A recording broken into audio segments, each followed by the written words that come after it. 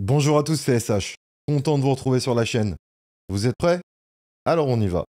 Les quartiers est de Détroit sont ravagés par les stupéfiants, la délinquance et la violence. C'est dans l'une de ces rues se nommant Runyon Street que nous allons plonger.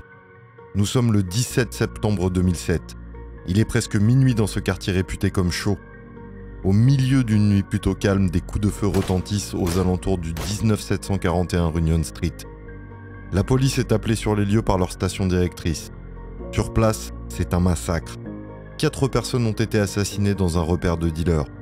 Cette soirée va marquer le début d'une enquête rapide et bâclée. Il faudra plus de 10 ans pour retrouver le ou les assassins. C'est cette affaire que je vous raconte aujourd'hui.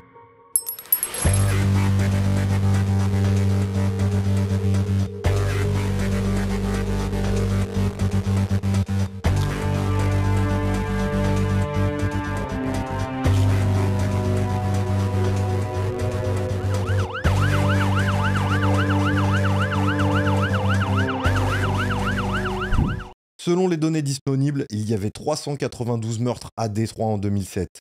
Aux États-Unis, on estime que 13% des meurtres sont liés aux gangs, ce qui voudrait dire qu'en 2007, 51 meurtres avaient rapport avec le trafic de drogue et les gangs à Détroit, soit un meurtre tous les 3 jours environ. On comptabilise 1,4 million de membres actifs dans les gangs aux États-Unis, que ce soit des gangs de rue, des gangs de motards criminalisés ou des gangs de prison. C'est dans ce contexte que se déroule notre affaire aujourd'hui. Bien sûr, on ne perd pas les bonnes habitudes. Et avant de découvrir l'énigme de la vidéo, merci aux partenaires de la chaîne, CyberGhost VPN. Pour ceux qui ne savent pas ce qu'est un VPN, c'est un logiciel bien utile et bien pratique qui vous permet de naviguer en toute discrétion sur Internet. Je vous présente Alfred. Alfred est un criminel qui a pour mode opératoire de se connecter au Wi-Fi public afin de récupérer les données des personnes connectées sur le même Wi-Fi sans protection. Elle, c'est Ginger. Elle adore se connecter au Wi-Fi public des centres commerciaux pour partager ses photos sur les réseaux sociaux, et ça en toute insouciance. Grâce à ça, Alfred peut avoir accès à toutes les informations concernant Ginger, adresse, agenda de son téléphone, compte en banque, et ça sans qu'elle le sache. Mais heureusement, grâce à un bon conseil, Ginger découvre un jour CyberGhost VPN, ce qui de nos jours est une très bonne chose. En effet, les histoires de crimes autour de nous sont souvent en rapport avec Internet aujourd'hui. Ginger apprend alors que CyberGhost VPN lui permet de masquer son adresse IP, de chiffrer ses données et de rediriger l'intégralité de son flux Internet par un tunnel sécurisé.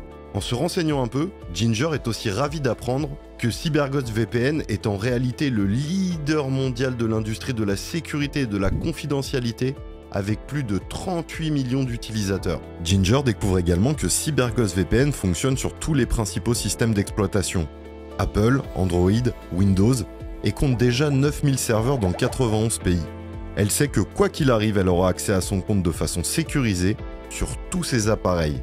Et ça tombe bien, car cela permettra à Ginger de poster ses photos sur les réseaux depuis les 4 coins du monde et à une vitesse folle. CyberGhost VPN va également permettre à Ginger d'accéder à des sites et plateformes géographiquement bloqués, comme celles basées aux États-Unis par exemple, et dans plein d'autres pays. Elle pourra ainsi profiter pleinement de ses abonnements à Disney+, Netflix ou encore Prime Video sans aucune restriction dans leur catalogue.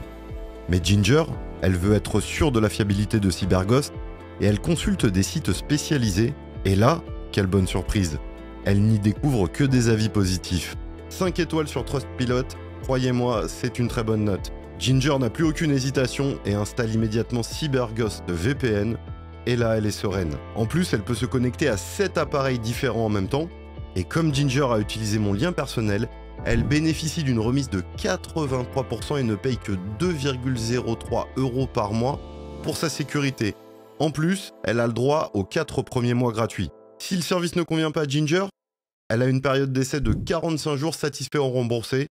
Et en plus, elle a à disposition un support en français 24 heures sur 24. 7 jours sur 7. Alors protégez-vous en ligne comme Ginger et moi en souscrivant à CyberGhost VPN. Le lien est dans la description. Alors vous êtes prêts? Aujourd'hui je vous fais découvrir un serial killer français. Il est né le 12 avril 1869 à Paris, elle a été exécutée le 22 février 1922 à Versailles. Eh ouais, vous avez vu, on revient en France. Ce serial killer est connu et a été condamné pour l'assassinat de 10 femmes et d'un jeune homme entre 1914 et 1919. Il utilisait les petites annonces pour attirer les femmes seules, les séduire, les épouser leur prendre leurs économies et les faire disparaître. Je peux vous dire qu'il a marqué l'histoire des tueurs en France. Vous avez la réponse? Vous me le dites dans les commentaires. Quant à nous, on est parti pour cette nouvelle histoire de crime. Détroit est la plus grande ville de l'État du Michigan aux États-Unis. Elle est célèbre pour être le berceau de l'industrie automobile américaine, ce qui lui a valu le surnom de Motor City. Elle a également joué un rôle majeur dans l'histoire de la musique. Elle est le lieu de naissance de la soul et de la techno. Le Detroit Institute of Art, de style néoclassique, est l'un des points d'intérêt majeurs de la ville. Détroit a connu des hauts et des bas économiques au cours de son histoire, mais elle est actuellement en phase de renouveau urbain. La ville offre une ambiance culturelle riche et des expériences éclectiques pour les résidents et les visiteurs. Mais derrière cette carte postale, Détroit est aussi une des villes les plus violentes du pays. Et en 2007, la situation est critique, avec plus d'un meurtre par jour, et c'est dans ce contexte que débute cette affaire. Il est presque minuit ce 17 septembre 2007 lorsque le sergent Michael Russell du département de police de Détroit reçoit un appel du central au sujet d'un quadruple homicide sur Union Street. Il a du mal à y croire. C'est la deuxième fusillade de la journée. D'ailleurs, au cours des 3 derniers jours, la police de Détroit avait eu 10 nouveaux dossiers de meurtre à résoudre. Lorsque les enquêteurs de la brigade criminelle sont arrivés au 19741 Union Street, ils pénètrent dans le salon de la petite maison et découvrent alors qu'il est jonché de corps. Chacune des victimes présente de multiples blessures par balle. Même si les policiers sont habitués aux scènes difficiles, ce massacre ne les laisse pas de marbre. Les victimes sont identifiées. Il s'agit de Danielo McNorell, Brian Dixon, Nicole Chapman et Michael dit Big Mike Robinson, un dealer de marijuana local. Robinson est encore assis dans le fauteuil où il était en train de regarder la télévision 1 heure plus tôt. Il a été abattu de 9 balles. Dans la chambre à coucher de la maison, la police a découvert une miraculée. Elle a survécu au massacre. Son nom, Valerie Glover. Elle est blessée mais encore en vie. La police trouve également dans la chambre un petit garçon de 7 ans, le fils de Big Mike Robinson. Alors que le petit garçon est indemne, Valerie Glover a reçu 5 balles. Elle a rampé hors du salon pour tenter de se cacher et de sauver sa vie. Valérie a eu de la chance de survivre, c'est une miraculée. En effet, le tueur, au lieu de l'achever et de tuer l'enfant, lui a dit de faire semblant d'être morte jusqu'à ce qu'il parte de la maison. Glover a décrit l'homme comme un grand homme noir mince, avec une voix douce. Pendant ce temps, à l'extérieur, des témoins ont donné leur propre version des faits à la police. Un garçon du quartier a dit avoir vu 2 véhicules suspects devant la maison, une camionnette blanche et une Buick rouge. Un autre a dit que le bruit a couru toute la semaine que Robinson avait eu une dispute avec 2 gangsters locaux qui avaient sûrement prévu des sortes de représailles. Un autre témoin, un voisin et cousin de Robinson, dit avoir vu 2 hommes sortir de la maison. Ils ont tiré sur lui avant de disparaître à travers un terrain vague. Le sergent Russell décide de faire appel à des chiens pisteurs pour suivre leurs traces suite à ce dernier témoignage. Les chiens conduisent les détectives à travers un terrain vague jusqu'à un angle de rue. C'est là qu'ils tombent sur un adolescent qui a pour particularité d'avoir un œil aveugle. Il s'appelle Devontae Sanford, et il dit au détective qu'il vit au bout de la rue et qu'il est sorti pour voir ce qui se passe. Il n'a aucune information qui peut aider les policiers dans leur enquête. Pourtant, les agents commencent à discuter avec lui. Il s'avère que Devontae est le neveu d'un ancien détective de la brigade criminelle, un homme du nom de William Rice, un homme que les policiers connaissent bien. Le sergent Russell appelle Rice. Rice lui dit que Devontae sait tout ce qui se passe dans le quartier. Il demande par téléphone à son neveu de dire tout ce qu'il sait aux enquêteurs. Soudain, Devontae commence à parler. Il sait qui l'a fait. Il les a même vus courir à travers sa cour après la fusillade et dit qu'ils font partie d'un gang local. Les officiers sont très intéressés. Avec le consentement écrit de la grand-mère de Devontae, ils le conduisent au quartier général de la police afin dans un premier temps de le tester pour trouver d'éventuels résidus de tir. Ils l'emmènent ensuite en salle d'interrogatoire vers 4 heures du matin. Une fois là-bas, Devontae renonce à ses droits. Un détective l'interroge en utilisant une variété de tactiques diverses pour amener un suspect à avouer son rôle dans un crime. À cet instant, Devontae comprend que de témoin il est devenu un suspect dans l'affaire. Certaines de ces tactiques comprennent la présentation de fausses preuves et la promesse d'une peine moindre si le suspect coopère. Personne ne peut savoir quelle tactique la police a utilisée dans l'interrogatoire de Devontae Sanford. Rien de tout cela n'a été filmé. Mais au cours des jours suivants, le jeune homme de 14 ans a été interrogé par de nombreux policiers pendant des heures et des heures. Chaque fois sans avocat ni parents. Est-ce qu'on peut réellement penser qu'à 14 ans, Devontae va réussir à tenir le choc face à la pression policière ? L'interrogatoire est très long, il est interrogé pendant des heures et des heures. En plus, de nombreuses erreurs de droit et de procédure ont été commises par les policiers. Un enfant de 14 ans sans représentant légal, interrogé depuis des heures au quartier général de la police de Détroit. Voyons si Devontae va tenir le choc. Devontae Sanford est né le 26 novembre 1992 à Détroit. Il a connu une vie difficile et violente dès son plus jeune âge. Alors qu'il était encore dans le ventre de sa mère, celle-ci a été victime de violences de la part du père de Devontae. Pour ces faits, il a d'ailleurs fini en prison. Après sa naissance, Devontae a grandi dans un quartier difficile de l'est de Détroit, marqué par les gangs et la drogue. À l'âge de 6 ans, sa maison a pris feu et il a été retrouvé caché dans un placard. À 7 ans, Devontae a eu une altercation avec un garçon qui lui a lancé un œuf au visage. L'œuf a atteint Devontae et la coquille s'est logée dans son œil, ce qui a nécessité une opération chirurgicale de 12 heures et a laissé Devontae aveugle de l'œil droit. Cet incident, ainsi qu'un handicap d'apprentissage, ont fait de lui la cible de moqueries de la part des autres enfants. Devontae a été diagnostiqué très jeune dès l'école primaire avec des troubles de l'attention, des troubles émotionnels et comportementaux. Avant son arrestation, Devontae a été mis en cause 2 fois par la justice, une fois pour trouble à l'ordre public et une autre pour intrusion. À cette époque, la mère de Devontae Sanford, Tamika, a saisi le tribunal pour mineurs qui avait été clément avec Devontae et n'avait pas inscrit ses faits sur son casier judiciaire. Au cours des jours suivants, l'enquête et les interrogatoires se poursuivent. Le jeune homme de 14 ans est interrogé par de nombreux policiers, et à chaque fois pendant des heures. Lors de ces interrogatoires, ni son avocat ni ses parents ne sont présents. Dans sa première confession écrite, Devontae dit qu'il a rencontré 4 amis dans un restaurant, le Coney Island, pour planifier un cambriolage dans la maison de Union Street, car les dealers, c'est bien connu, ont pas mal de cash. Il précise que ses amis et lui sont armés, notamment d'un AK-47, une arme de guerre. Mais en chemin, Devontae a peur et il rentre chez lui. Quelques instants plus tard, l'un de ses amis, un certain Tony, court à travers sa cour en criant qu'il a tiré sur quelqu'un. C'est là que Devontae est sorti dans la rue. Il dit aux enquêteurs n'avoir joué aucun rôle dans les meurtres. Avec cette déposition signée, la police ramène Devontae chez lui. Il pense à ce moment-là que tout est terminé. Mais plus tard dans la journée, le sergent Russell est sceptique. Plus il examine la déposition de Devontae, moins elle a de sens pour lui. Le restaurant Coney Island, que Devontae a mentionné, est fermé depuis des mois. Les témoins n'ont jamais vu 4, mais seulement 2 hommes sortir de la maison, et le calibre des armes que Devontae a décrites ne correspond pas aux douilles trouvées sur les lieux. À 20h40 ce soir-là, les policiers décident d'aller chercher à nouveau Devontae. Cette fois, c'est avec le consentement de sa mère qu'ils l'emmènent au quartier général de la police pour un second interrogatoire. Au QG, c'est le commandant James Tolbert qui interroge le jeune homme. Tolbert est un gradé de la police de Détroit avec une solide expérience. Pourtant, il oublie de lancer l'enregistrement vidéo de l'interrogatoire. Mais une partie a quand même été filmée, celle où Russell est en train de lire la deuxième déposition de Devontae. L'officier veille d'ailleurs à lire la déclaration lentement et à poser des questions simples au jeune homme. As soon as we got out the car, we ran up on the front yard and started busting at the house. Everyone shot their gun at the house from the outside.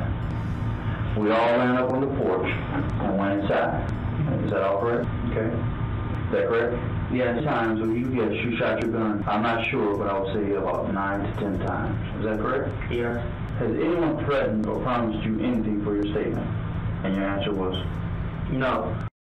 Dans sa seconde déposition, Devontae dit que ce n'est pas au restaurant Coney Island qu'il a rencontré ses amis, mais chez la mère d'un certain Tony. Et il avoue surtout avoir participé activement au massacre. Il raconte que lui et ses complices ont d'abord tiré sur l'extérieur de la maison. Lorsqu'ils sont entrés, ils ont trouvé tout le monde mort ou mourant. Ils ont à nouveau tiré sur les victimes pour être sûrs qu'elles étaient bien mortes avant de s'enfuir. Ensuite, ils ont jeté leurs armes par-dessus une clôture dans un terrain abandonné. Selon la police, Devontae a ensuite esquissé l'intérieur de la maison et les positions des corps. Placé côte à côte avec le dessin des forces de l'ordre de la scène du crime, l'emplacement des corps était presque identique. C'était une information que seul le tueur peut connaître. Et pourtant, des problèmes avec son histoire continuent à surgir. Chacun de ses supposés complices avait des alibis en béton. Cependant, aucune arme n'a été récupérée dans la zone que Devontae avait indiquée. Il y avait une nouvelle pièce à conviction qui suggère la culpabilité de Devontae. Alors que le test de résidus de tir sur les mains du jeune homme était revenu négatif, le pantalon que le sergent a saisi à son domicile était positif. Devonte est interrogé pour la 3e fois. Cette fois, son histoire comprend la camionnette qu'un des témoins a repérée devant la maison. Il change la description des armes pour qu'elle corresponde à celle des douilles trouvées sur les lieux, et il dit qu'il a tiré sur les victimes avec un 45, une arme qui n'a jamais été retrouvée. Il dit également qu'il a tiré sur les victimes alors qu'elles sont allongées sur le sol, ce qui contredit le témoignage de Glover qui dit que l'homme armé l'a suivi dans la chambre à coucher. Malgré toutes ces incohérences, la police arrête Devonte Sanford pour les meurtres de Runyon Street. Il est inculpé de 4 chefs d'accusation de meurtre au premier degré, d'un chef d'accusation de tentative de meurtre et de 5 chefs d'accusation de possession d'armes à feu lors de la commission d'un crime. Il plaide non coupable pour ces faits. La famille de Devonte Sanford engage un avocat pour le défendre, Robert Slameka. Slameka a une réputation douteuse. Il a été réprimandé à plusieurs reprises par le barreau de l'État du Michigan pour avoir manqué de respect à ses clients et à la cour. Il a même été suspendu pendant 30 jours pour avoir menti à un juge. Malgré cela, Slameka réussit à obtenir un accord de plaidoyer pour Devonte. En échange de sa reconnaissance de culpabilité pour 2 chefs d'accusation de meurtre au second degré et un chef d'accusation de possession d'une arme à feu lors de la commission d'un crime, les procureurs abandonnent les autres chefs d'accusation et Devonte est condamné à 90 ans de prison. Il a seulement 15 ans et son destin semble scellé. Mais les crimes ne s'arrêtent pas à Détroit. À 2 semaines du procès de Devonte, un tueur à gages notoire nommé Vincent Smothers est interpellé pour une série de meurtres. Lors de son interrogatoire, Smothers avoue 12 meurtres, dont les 4 meurtres de Runyon Street. Il donne des détails que seul le tueur peut connaître, y compris le fait que l'un des hommes a été abattu alors qu'il était encore assis dans un fauteuil.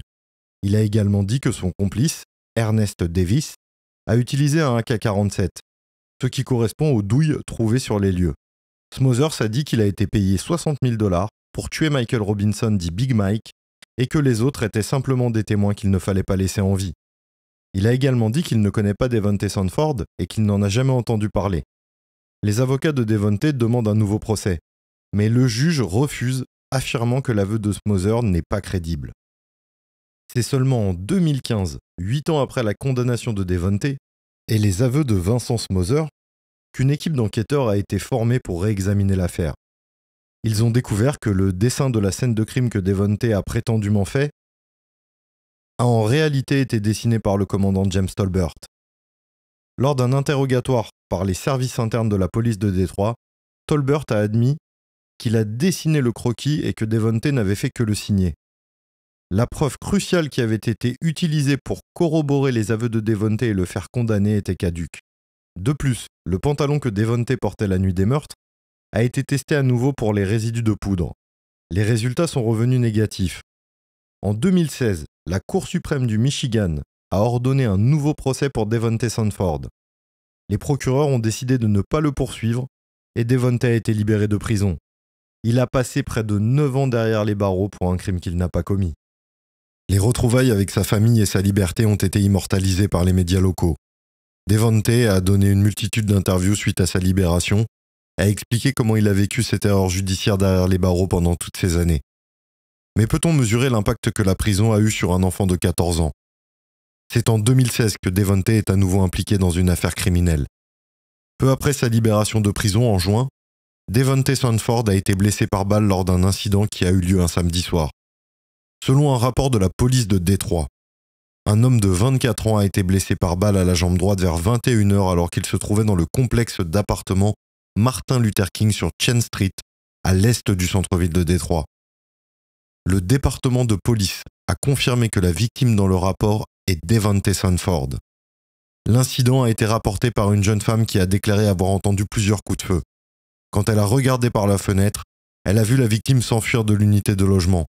Le rapport de police sur l'incident indique que la victime était très peu coopérative avec les unités arrivant sur les lieux. Sanford a été emmené à l'hôpital de Détroit par les ambulanciers et il était dans un état stable. Toutes ces années en prison ont-elles influencé le comportement du jeune homme ? Heureusement pour lui, la chance tourne en 2022. Il reçoit un dédommagement de 7,5 millions de dollars pour toutes les années qu'il a passées à tort en prison.